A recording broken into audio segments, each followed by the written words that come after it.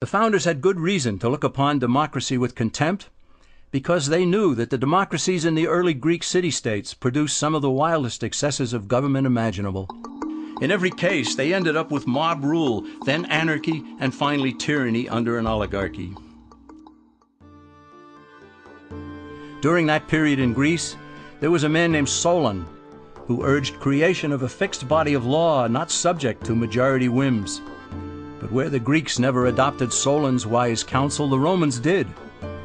Based on what they knew of Solon's laws, they created the 12 tables of the Roman law and, in effect, built a republic that limited government power and left the people alone. Since government was limited, the people were free to produce, with the understanding that they could keep the fruits of their labor. In time, Rome became wealthy and the envy of the world. In the midst of plenty, however, the Roman people forgot what freedom entailed. They forgot that the essence of freedom is the proper limitation of government. When government power grows, people freedom recedes. Once the Romans dropped their guard, power-seeking politicians began to exceed the powers granted them in the Roman Constitution. Some learned that they could elect politicians who would use government power to take property from some and give it to others. Agriculture subsidies were introduced, followed by housing and welfare programs. Inevitably, taxes rose and controls over the private sector were imposed. Soon, a number of Rome's producers could no longer make ends meet, and they went on the dole. Productivity declined, shortages developed, and mobs began roaming the streets, demanding bread and circuses from the government. Many were induced to trade freedom for security. Eventually, the whole system came crashing down. They went from a republic to a democracy, and ended up with an oligarchy under a progression of the Caesars.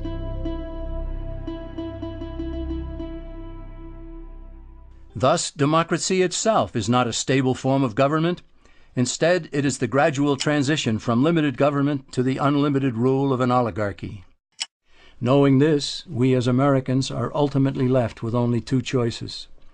We can keep our republic, as Franklin put it, or we will inevitably end up with an oligarchy, a tyranny of the elite.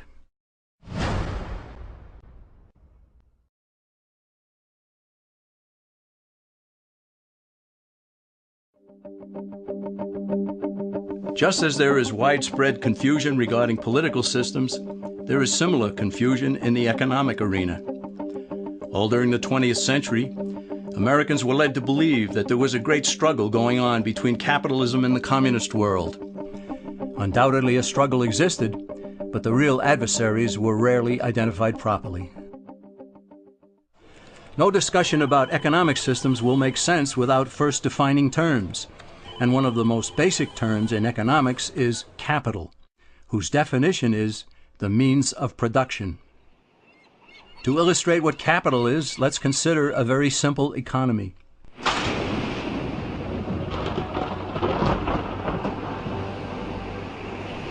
On the sands of a small island, a castaway has just washed ashore. He has no food and he's hungry. He searches the island, he finds no berries, coconuts, or anything edible. He goes back into the water and tries to catch fish with his bare hands, but he fails. So he goes back up on shore and he finds a bush. He breaks off a branch, he gnaws at one end to make a sharp tip. Back into the water he goes, and with his spear, he catches fish. His spear is capital. It's the means of production for catching fish. He gave up some of his time and some of his energy to produce something he could not eat, but something that would help him to produce something that he could eat.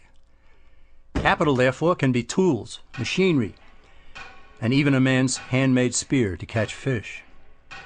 Such being the case, consider that the communists in the former Soviet Union, as well as in China and Cuba, have always used tools and machinery. Officials there even view people as capital.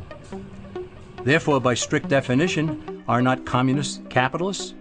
For that matter, isn't everyone a capitalist? And so, is not every economic system a capitalist system? What then is the difference between what the communist system is and what the American capitalist system is supposed to be? The difference is ownership of the capital. Is the system monopolistic, state-controlled capitalism, or is it competitive, free enterprise capitalism? It is between these two opposing economic systems that a battle has always raged. Before we proceed, let's also define free market. Basically, it's a self-regulating system in which all parties are completely free to transact with one another.